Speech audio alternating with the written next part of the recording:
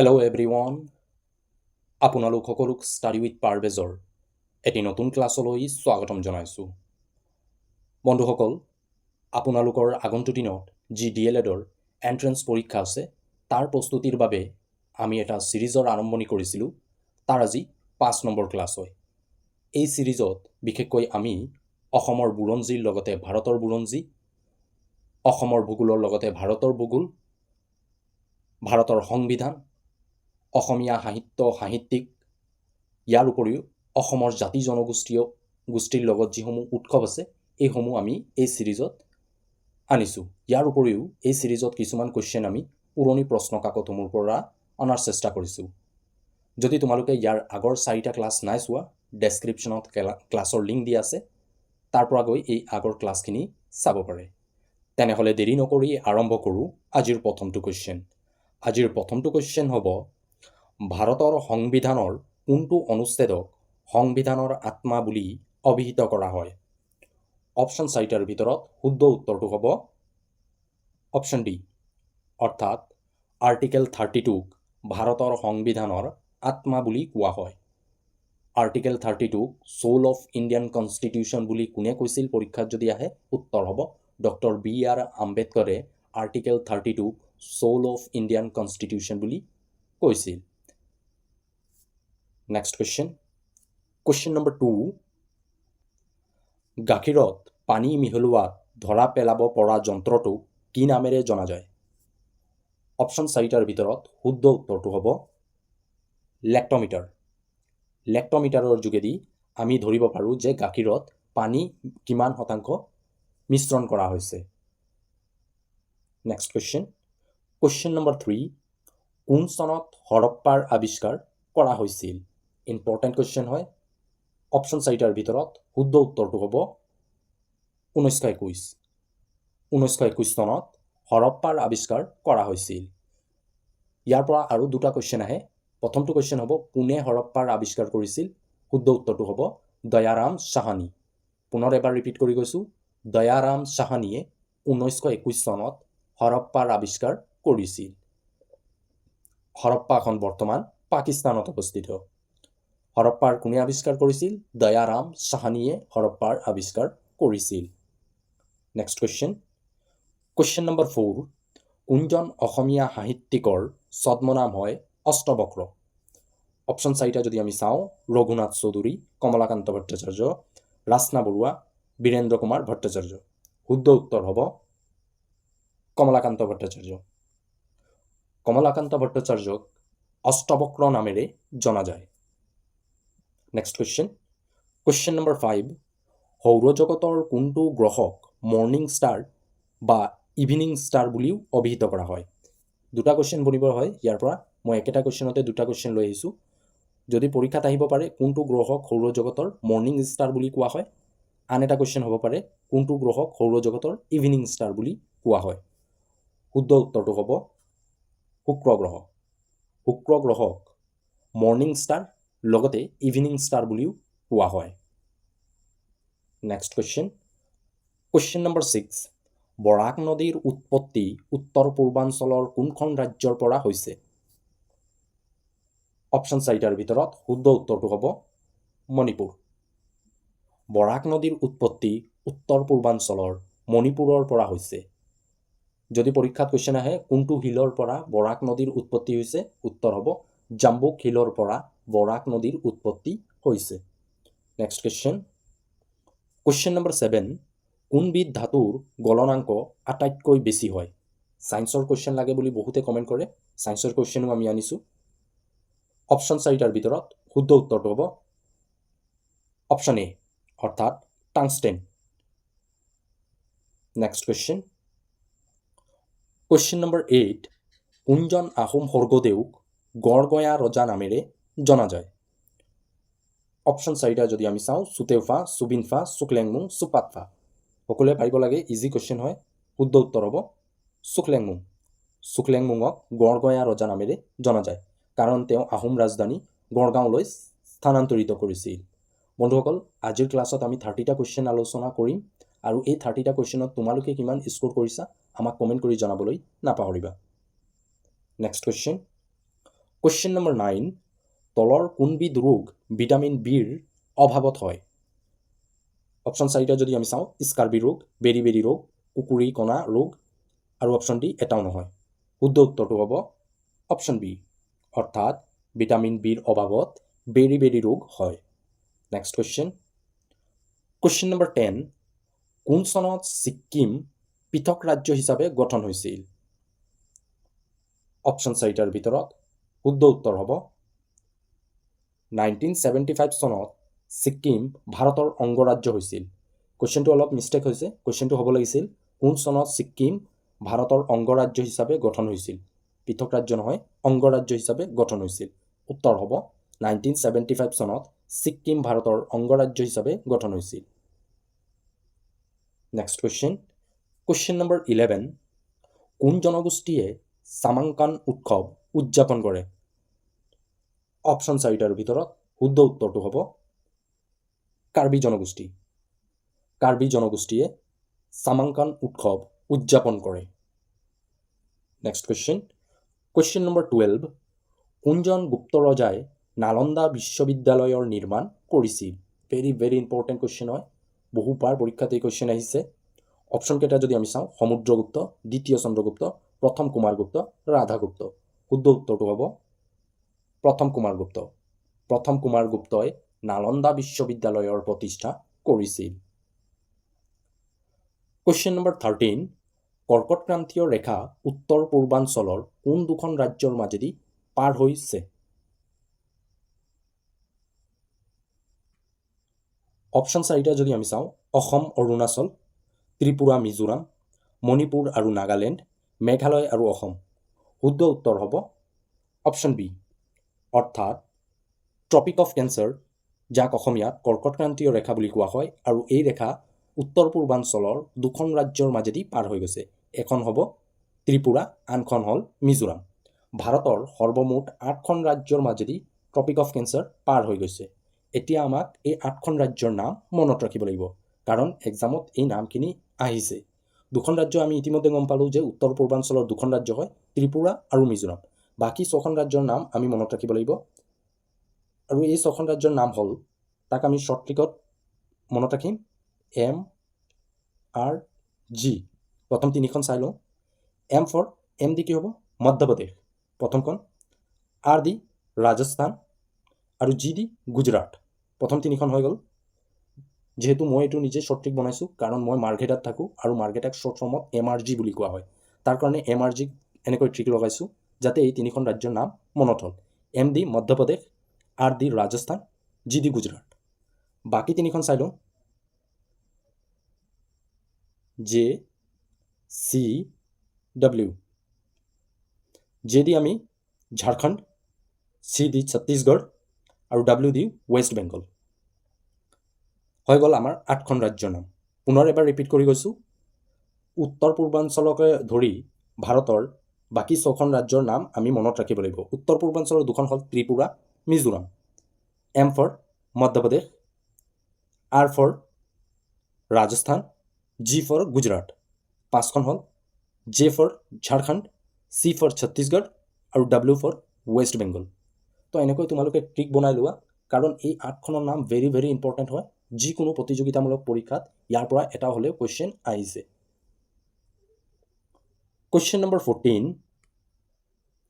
কোন চনত প্ৰথম মোৱামৰীয়া বিদ্ৰোহ সংঘটিত হৈছিল? অপশ্যন 4টাৰ ভিতৰত শুদ্ধ উত্তৰটো হ'ব 1769 চনত প্ৰথম মোৱামৰীয়া বিদ্ৰোহ সংঘটিত হৈছিল।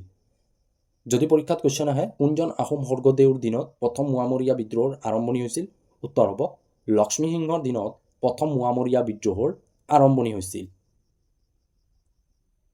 Next question. Question number 15, Kanha ৰাষ্ট্ৰীয় উদ্যান ভাৰতৰ কোনখন ৰাজ্যত অৱস্থিত? অপশ্যন 4টাৰ ভিতৰত শুদ্ধ উত্তৰ হ'ব মধ্যপ্ৰদেশ। কানহা ৰাষ্ট্ৰীয় উদ্যানখন ভাৰতৰ মধ্যপ্ৰদেশত অৱস্থিত। ভাৰতত আটাইতকৈ বেছি ৰাষ্ট্ৰীয় উদ্যান মধ্যপ্ৰদেশত আছে। Next question. কুৱেশ্যন নম্বৰ 16, এজন প্ৰাৰ্থী ভাৰতৰ ৰাষ্ট্ৰপতি পদত প্ৰতিদ্বন্দ্বিতা কৰাৰ বাবে ন্যূনতম বয়স কিমান হ'ব লাগিব? ভেৰি ইম্পৰ্টেণ্ট কুৱেশ্যন হয়। শুদ্ধ উত্তৰ হ'ব 35। ভাৰতৰ ৰাষ্ট্ৰপতি পদত এজন প্ৰাৰ্থী প্ৰতিদ্বন্দ্বিতা কৰাৰ বাবে তেওঁৰ ন্যূনতম বয়স 35 বছৰ হ'ব লাগিব। ইয়াৰ পৰা বাকী কুৱেশ্যন কিছুমান এজ ৰিলেটেড আহে এক্সামত, একেটা কুৱেশ্যনতে আমি ক্লিয়াৰ কৰি যাম। 21 এজ কাৰ ওপৰত, কোনটো কেণ্ডিডেটৰ ওপৰত ডিপেণ্ড কৰে? গাঁও পঞ্চায়ত। ৰিচেণ্টলি যি গাঁও পঞ্চায়তৰ ইলেকশ্যন হৈ গৈছে, তাত এজন প্ৰাৰ্থীয়ে প্ৰতিদ্বন্দ্বিতা কৰাৰ বাবে তেওঁৰ ন্যূনতম বয়স 25 হ'ব লাগিব। যদি পৰীক্ষাত কুৱেশ্যন আহে লোকসভাত এজন প্ৰাৰ্থী প্ৰতিদ্বন্দ্বিতা কৰাৰ বাবে তেওঁৰ ন্যূনতম বয়স কিমান হ'ব লাগিব? উত্তৰ হ'ব 25 বছৰ। লোকসভাৰ প্ৰতিদ্বন্দ্বিতা কৰাৰ বাবে এজন প্ৰাৰ্থীৰ ন্যূনতম বয়স 25 হ'ব লাগিব। আৰু ৰাজ্যসভাৰ বুলি ক'লে 30 বছৰ। লোকসভা আৰু ৰাজ্যিক বিধানসভাৰ ছেইম হয় 25 বছৰ।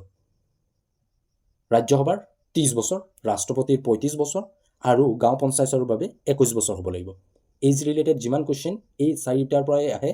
ৰাষ্ট্ৰপতি সুধিব পাৰে, নাইবা প্ৰধানমন্ত্ৰী, মুখ্যমন্ত্ৰী, যে তেওঁলোকে কিমান বছৰ হ'লে প্ৰতিদ্বন্দ্বিতা কৰিব পাৰে। ইয়াৰ ৰাজ্যসভাৰ এজন সদস্যৰ প্ৰাৰ্থী প্ৰতিদ্বন্দ্বিতা কৰাৰ বাবে কিমান বয়স হ'ব লাগিব। এজ ৰিলেটেড এইখিনিয়ে কুৱেশ্যন আহে, ভেৰি ভেৰি ইম্পৰ্টেণ্ট হয়, মনত ৰাখিবা। কুৱেশ্যন নম্বৰ 17, গৌতম বুদ্ধৰ প্ৰথম গুৰুজনাৰ নাম কি আছিল? অপশ্যন চাৰিটাৰ ভিতৰত শুদ্ধ উত্তৰ হ'ব আলাৰ কালাম। আলাৰ কালাম আছিল গৌতম বুদ্ধৰ প্ৰথম গুৰুজনাৰ নাম। বন্ধুসকল, যদি ক্লাছটো চাই ভাল পোৱা, ক্লাছটো লাইক কৰিবলৈ নাপাহৰিবা। আপোনালোকৰ এটা লাইকে আমাক মটিভেট কৰে এনেধৰণৰ ক্লাছসমূহ প্ৰস্তুত কৰাৰ বাবে। কাৰণ এটা ক্লাছ প্ৰস্তুত কৰাৰ বাবে আমি বহু কষ্ট কৰিবলগীয়া হয়, তাৰ বাবে এটা সৰু লাইক বিচাৰিছোঁ। ইয়াৰ উপৰিও যদি ক্লাছটো চাই ভাল পোৱা, নিজৰ বন্ধু বান্ধৱীসকলৰ মাজত শ্বেয়াৰ কৰিবলৈ নাপাহৰিবা। যিসকল তোমালোকৰ বন্ধু বান্ধৱীয়ে এই পৰীক্ষাৰ প্ৰস্তুতি চলাইছা, তেওঁলোকৰ মাজত এই ক্লাছটোক শ্বেয়াৰ কৰি দিবা। নেক্সট কুৱেশ্যন, কুৱেশ্যন নম্বৰ 18, গোলকীয় উত্তাপ বৃদ্ধিৰ ফলত তলৰ কোনটো সংঘটিত নহয়? অপশ্যন চাৰিটা যদি আমি চাওঁ, মুদ্ৰাৰ পৰিৱৰ্তন, খাদ্যৰ অঘটন, জলবায়ুৰ পৰিৱৰ্তন, অনাবৃষ্টি। শুদ্ধ উত্তৰ হ'ব মুদ্ৰাৰ পৰিৱৰ্তন। কাৰণ গোলকীয় উষ্ণতাৰ বৃদ্ধিৰ ফলত মুদ্ৰাৰ পৰিৱৰ্তন নঘটে। বাকী তিনিটা পৰিৱৰ্তন ঘটে যদিও মুদ্ৰাৰ পৰিৱৰ্তন গোলকীয় উষ্ণতাৰ লগত কোনো সম্পৰ্কই নাই। কুৱেশ্যন নম্বৰ 19, অসমে কোনখন ৰাজ্যৰ সৈতে আটাইতকৈ ডাঙৰ সীমা স্পৰ্শ কৰে? অপশ্যন চাৰিটাৰ ভিতৰত শুদ্ধ উত্তৰ হ'ব মেঘালয়। অসমে আটাইতকৈ দীঘল সীমা মেঘালয়ৰ সৈতে স্পৰ্শ কৰে। নেক্সট কুৱেশ্যন, কুৱেশ্যন নম্বৰ 20, স্বাধীন ভাৰতৰ দ্বিতীয়গৰাকী প্ৰধানমন্ত্ৰী কোন আছিল? অপশ্যন চাৰিটাৰ ভিতৰত শুদ্ধ উত্তৰটো হ'ব গুলজাৰিলাল নন্দা। গুলজাৰিলাল নন্দা আছিল স্বাধীন ভাৰতৰ দ্বিতীয়গৰাকী প্ৰধানমন্ত্ৰী। নেক্সট কুৱেশ্যন, কুৱেশ্যন নম্বৰ 21, কোন চনত অৰুণোদয় আলোচনীখন প্ৰকাশ পাইছিল? শুদ্ধ উত্তৰটো হ'ব 1846 চনত অৰুণোদয় আলোচনীখন প্ৰকাশ পাইছিল। এই আলোচনীখন শিৱসাগৰৰ পৰা প্ৰথম প্ৰকাশিত হৈছিল। এক্সামত আহিব পাৰে অৰুণোদয় আলোচনীখন প্ৰথম ক'ৰ পৰা প্ৰকাশিত হৈছিল? উত্তৰ হ'ব শিৱসাগৰৰ পৰা। নেক্সট কুৱেশ্যন, কুৱেশ্যন নম্বৰ 22, বৃহত্তম মৰুভূমি থৰ ভাৰতৰ কোনখন ৰাজ্যত অৱস্থিত? অপশ্যন চাৰিটাৰ ভিতৰত শুদ্ধ উত্তৰটো হ'ব Rajasthan. Next question, question number 23, কোন মাহত বুদ্ধ পূৰ্ণিমা উদযাপন কৰা হয়? অপশ্যন চাৰিটাৰ ভিতৰত শুদ্ধ উত্তৰটো হ'ব বহাগ মাহ। বহাগ মাহত বুদ্ধ পূৰ্ণিমা উদযাপন কৰা হয়। নেক্সট কুৱেশ্যন, কুৱেশ্যন নম্বৰ 24, কোন চনত মহাত্মা গান্ধী প্ৰথমবাৰৰ বাবে অসম ভ্ৰমণ কৰিছিল? অপশ্যন চাৰিটাৰ ভিতৰত শুদ্ধ উত্তৰটো হ'ব 1921। 1921 চনত মহাত্মা গান্ধী প্ৰথমবাৰ অসম ভ্ৰমণ কৰিছিল। তেওঁ সৰ্বমুঠ অসম 4বাৰ ভ্ৰমণ কৰিছিল আৰু একেবাৰে শেষৰবাৰ আছিল 1946। হয়তো তোমালোকক সুধিব পাৰে প্ৰথমবাৰ মহাত্মা গান্ধী কোন চনত অসম ভ্ৰমণ কৰিছিল, নাইবা কুৱেশ্যন আহিব পাৰে শেষৰবাৰ মহাত্মা গান্ধী কোন চনত অসম ভ্ৰমণ কৰিছিল। দুটা ইয়াৰে ইম্পৰ্টেণ্ট হয়, মনত ৰাখিবা। কুৱেশ্যন নম্বৰ 25, এজনী জাপানী ছোৱালী গল্পৰ ৰচনা কোনে কৰিছিল? অপশ্যন চাৰিটাৰ ভিতৰত শুদ্ধ উত্তৰ হ'ব বীৰেন্দ্ৰ কুমাৰ ভট্টাচাৰ্যই এজনী জাপানী ছোৱালী গল্পৰ ৰচনা কৰিছিল। Next question, question number 26, Karakoram pass ভাৰতৰ কোনখন ঠাইত অৱস্থিত? অপশ্যন 4টাৰ ভিতৰত শুদ্ধ উত্তৰটো হ'ব জম্মু কাশ্মীৰ। জম্মু কাশ্মীৰত কাৰাকোৰাম পাছ অৱস্থিত। Next question. কুৱেশ্যন নম্বৰ 27, কোন চনত চৌৰি চৌৰাৰ ঘটনা সংঘটিত হৈছিল? অপশ্যন 4টাৰ ভিতৰত শুদ্ধ উত্তৰ হ'ব 1922। 1922 চনত চৌৰি চৌৰাৰ ঘটনা সংঘটিত হৈছিল। যদি ডেট সোধে 4 ফেব্ৰুৱাৰী 4 ফেব্ৰুৱাৰী 1922 চনত চৌৰি চৌৰাৰ ঘটনা সংঘটিত হৈছিল। এতিয়া তোমালোকে সকলোৱে মোক কমেণ্ট কৰি জনাবা, চৌৰি চৌৰাৰ ঘটনাৰ ফলত কোনটো আন্দোলন মহাত্মা গান্ধীয়ে বাতিল কৰিছিল? উত্তৰটো সকলোৱে কমেণ্ট কৰি জনাবা। পুনৰ এবাৰ ৰিপিট কৰি গৈছোঁ, যি চৌৰি চৌৰাৰ ঘটনা সংঘটিত হৈছিল ইয়াৰ পৰৱৰ্তী সময়ত মহাত্মা গান্ধীয়ে কোনটো আন্দোলন বাতিল কৰিছিল? সকলো কৈছোঁ, কমেণ্ট কৰি জনাবা। কুৱেশ্যন নম্বৰ 28, অম্বিকাগিৰি ৰায়চৌধুৰীয়ে কোনখন পুথিৰ বাবে সাহিত্য একাডেমী বঁটা লাভ কৰিছিল? অপশ্যন 4টাৰ ভিতৰত শুদ্ধ উত্তৰ হ'ব বেদনাৰ উল্কা। বেদনাৰ উল্কাৰ বাবে অম্বিকাগিৰি ৰায়চৌধুৰীয়ে সাহিত্য একাডেমী বঁটা লাভ কৰিছিল। এই বঁটা তেওঁ 1966 চনত লাভ কৰিছিল। আকৌ কিছুমান বুকত এই বঁটাটো 1965 দি আছে। এতিয়া আনচাৰটো এক্সামৰ অপশ্যনৰ ওপৰত ডিপেণ্ড কৰিব। যদি এক্সামত অপশ্যনত দিয়া থাকে 1966 তেনেহ'লে 1966টো ৰাইট হ'ব। যদি দিয়া থাকে 1965, 1965টো ৰাইট হ'ব। কাৰণ এনেধৰণৰ কুৱেশ্যন এক্সামত আহিছে, কোন চনত অম্বিকাগিৰি ৰায়চৌধুৰীয়ে সাহিত্য একাডেমী বঁটা লাভ কৰিছিল। ইম্পৰ্টেণ্ট হয়, ইয়াৰটো মনত ৰাখিবা। কুৱেশ্যন নম্বৰ 29, কোনজন আহোম স্বৰ্গদেউৰ ৰাজত্বকালত বিহুক ৰাজকীয় মৰ্যাদা প্ৰদান কৰা হৈছিল? অপশ্যন 4টাৰ ভিতৰত শুদ্ধ উত্তৰটো আমি সকলোৱে জানো, ৰুদ্ৰসিংহ। কিন্তু ইয়াত অপশ্যন দি আছে, তেওঁৰ আহোম নাম আমি জানিব লাগিব। ৰুদ্ৰসিংহৰ আহোম নাম আছিল চুকাম্ফা। তো উত্তৰ হ'ব অপশ্যন ডি। অৰ্থাৎ আহোম স্বৰ্গদেউ ৰুদ্ৰসিংহ ৰাজত্বকালত বিহুক ৰাজকীয় মৰ্যাদা প্ৰদান কৰা হৈছিল। তোমালোকে আহোম নাম আৰু হিন্দু নাম এই দুটা নাম মনত ৰাখিবা, ইম্পৰ্টেণ্ট হয়। Next question. কুৱেশ্যন নম্বৰ 30, কোন চনত কলীয়া ভোমোৰা সেতুৰ নিৰ্মাণ কৰা হৈছিল? অপশ্যন 4টাৰ ভিতৰত শুদ্ধ উত্তৰ হ'ব 1987 চনত কলীয়া ভোমোৰা সেতুৰ নিৰ্মাণ কৰা হৈছিল। যদি পৰীক্ষাত কুৱেশ্যন আহে এই সেতুৰ লেন্থ কিমান হয়? উত্তৰ হ'ব 3.015 কিলোমিটাৰ। যদি এই পইণ্টটো দিয়া নাথাকে, কেৱল ৰাউণ্ড ফিগাৰ 3 দিয়া থাকে, তেনেহ'লে 3 কিলোমিটাৰ হ'ব।